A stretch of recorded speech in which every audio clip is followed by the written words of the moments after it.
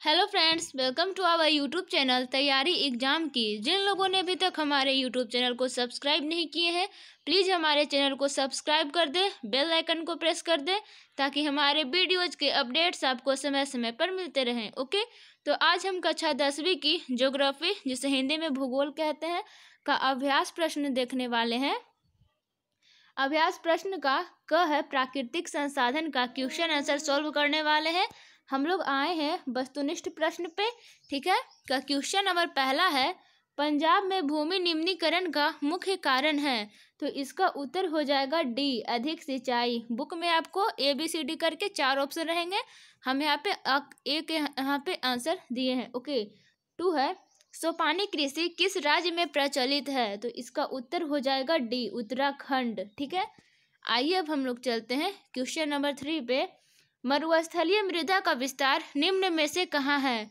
तो इसका उत्तर हो जाएगा बी, राजस्थान। ओके, फिर देखिए क्वेश्चन नंबर 4 है, मेढक के प्रजनन को नष्ट करने वाला रसायन कौन है।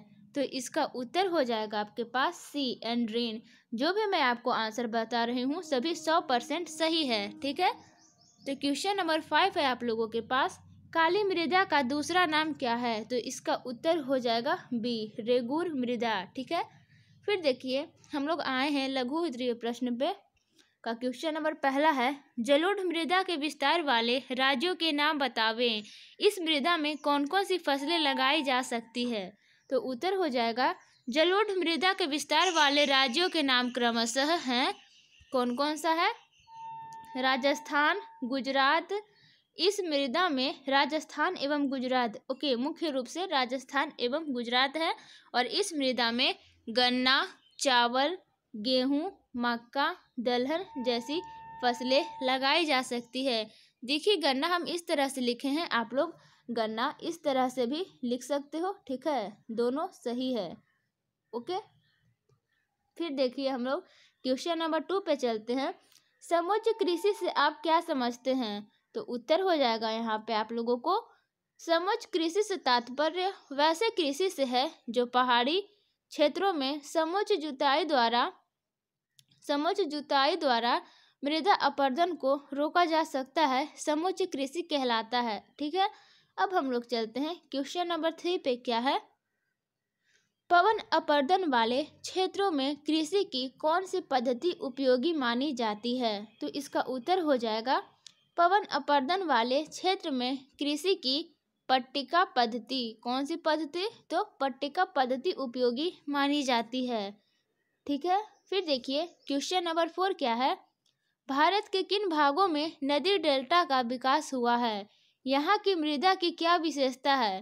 तो इसका उत्तर हो जाएगा, भारत के उत्तर भारत का मैदान पूर्णतः निर्मित है, जो हिमालय की 3 प्रमुख या महत्वपूर्ण नदी प्रणालियों में कौन कौन सा, पहला है सिंधु, दूसरा गंगा और तीसरा है ब्रह्मपुत्र द्वारा तथा पूर्वी तटीय मैदान स्थित महानदी यानी कि गोदावरी, कृष्णा और कावेरी नदियों द्वारा निर्मित डेल्टा का भी निर्माण जलोढ़ से ही जुड़ा है।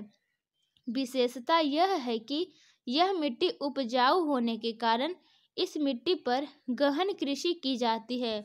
कौन सी कृषि, गहन कृषि। देखिए क्वेश्चन नंबर 5 क्या है आप लोगों के पास, फसल चक्रण मृदा संरक्षण में किस पर सहायक है। फसल चक्रण मृदा संरक्षण में किस पर सहायक है, या यहाँ पर के जगह पे आप लोग प्रकार भी लिख सकते हैं। ठीक है, यहाँ पे आप लोग प्रकार भी लिख सकते हैं, यहाँ पे लिख देते हैं पर के जगह पे प्रकार। पता नहीं गलती से लिखा गया होगा या प्रकार होना चाहिए, हमें तो ऐसा लगता है। तो देखिए इसका उत्तर हो जाएगा, फसल चक्रण मृदा संरक्षण में इस प्रकार सहायक है कि यहाँ पे प्रकार ही होगा। ओके, गलती से लिखा गया है, ये गलत है, आप लोग प्रकार लिख लीजिएगा। फसल चक्रण मृदा संरक्षण में इस प्रकार सहायक है कि इसके द्वारा मृदा के पोषणीय स्तर को बरकरार रखा जा सकता है। इसे तिलहन, दलहन पौधे की खेती के द्वारा पुनर्प्राप्त किया जा सकता है, अतः फसल चक्रण मृदा संरक्षण में सहायक है। ठीक है, वीडियो अच्छा लग रहा होगा तो प्लीज़ लाइक कर दें। फिर देखिए दीर्घ उत्तरीय प्रश्न पे हम लोग चलते हैं। का क्वेश्चन नंबर पहला है आप लोगों के पास, जलाक्रांतता कैसे उपस्थित होता है? मृदा अपरदन में इसकी क्या भूमिका है? इसका क्या रोल है? तो इसका उत्तर हो जाएगा आप लोगों के पास, जलाक्रांतता तब उपस्थित होता है जब किसी क्षेत्र विशेष में अधिक से अधिक सिंचाई की जाती है, यानी कि ज़्यादा मात्रा में पेड़ पौधों को सींचा जाता है। मृदा अपरदन में जलाक्रांतता की भूमिका यह है कि यह मृदा पर के क्षेत्र में आती है तो जल मिट्टी को अपरदित कर बहाव के माध्यम से एक स्थान से दूसरे स्थान तक ले जाती है। अतः मृदा को अपरदन करने में इसकी अहम भूमिका है। ओके, फिर देखिए क्वेश्चन नंबर 2 क्या है आप लोगों के पास, मृदा संरक्षण पर एक निबंध लिखिए। बहुत ही इंपॉर्टेंट क्वेश्चन है, एग्जाम में आने की संभावना है, यह आते रहता है एग्जाम में। तो उत्तर हो जाएगा इसका, मृदा संरक्षण पर निबंध निम्नलिखित है। मानवीय जीवन के लिए मृदा एक उपयोगी संसाधन है, तो मानव को मृदा को बचाने का उपाय करना चाहिए। जैसे मृदा में रसायनों की जगह प्राकृतिक खाद का प्रयोग किया जाना चाहिए ताकि मृदा की उर्वरा शक्ति बरकरार रहे तथा रासायनिक उर्वरक की जगह जैविक खाद का उपयोग मृदा के संरक्षण में सहायक होते हैं। अगर जैव कीटनाशी का प्रयोग किया जाए जिससे फसल की सुरक्षा के साथ साथ संख्या भी सीमित हो जाती है। ओके, अगर मृदा का संरक्षण अच्छे तरह से की जाए तो वृक्षारोपण मृदा संरक्षण में काफ़ी लाभदायक साबित होगा। साथ ही साथ सब पेड़ पौधों से पुराने पत्तियां जमीन पर गिरेगी तो वह पत्ती धीरे धीरे सड़ गलकर ह्यूमस मृदा की गुणवत्ता को बढ़ाने में सहायक होती है। अतः उपरोक्त प्रक्रम या उपक्रम द्वारा मृदा संरक्षण का कार्य किया जा सकता है। ओके, फिर देखिए क्वेश्चन नंबर 3 पे हम लोग आए हैं। दीर्घ उत्तरीय प्रश्न का क्या है, भारत में अत्यधिक पशुधन होने के बावजूद भारतीय अर्थव्यवस्था में इसका योगदान लगभग नगण्य है, स्पष्ट करें।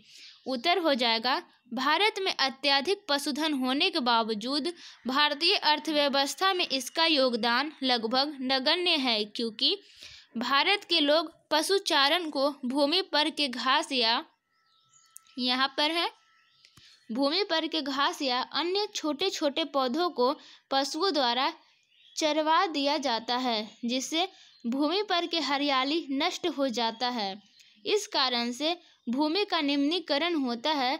वे सभी शाकाहारी जीव जंतु जो भूमि पर के घास के चारण हेतु अधिक मात्रा में खेत का खेत साफ कर देते हैं, जरूरत से ज़्यादा भोजन कर लेते हैं या चढ़ जाते हैं, जिससे हमारा भारत देश में भूमि निम्नीकरण होता है। अतः हम यह कह सकते हैं कि भारत में तो ज़्यादा पशुधन है, लेकिन भारतीय अर्थव्यवस्था में इसका योगदान लगभग नगण्य है।